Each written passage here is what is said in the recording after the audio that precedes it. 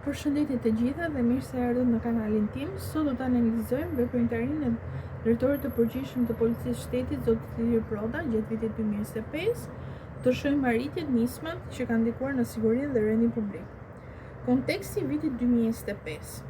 Rritja e sfidave nga krimi organizuar dhe siguria rrugore, nevoja për modernizim dhe profesionalizëm të policisë, presioni qytetarëve, institucioneve për rezultate konkrete, reforma dhe modernizim, hapja e masterit shkencor siguria publike dhe hetimi i krimit në Akademinë e Sigurisë, përdorimi i teknologjisë moderne dhe platformave digjitale për monitorim dhe raportim, bashkëpunim me SEPCA dhe universitetet e huaja për shkëmbim praktika dhe trajnime, performancë në rend dhe ligj, forcimi i hetimeve kundër krimit të organizuar, rritjen e prezencës policore në zona kritike, masa për sigurinë rrugore duke respektuar aksidentet dhe shkeljet serioze. Angazhim ndërkombëtar.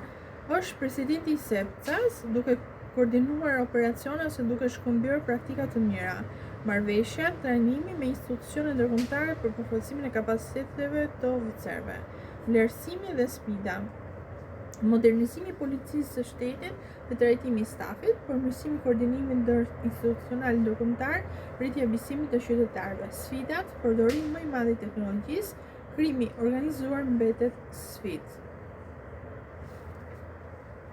Në përfundim, viti 2025 ka shënuar një periudhë transformimi për policinë e shtetit. Nismat e Zotit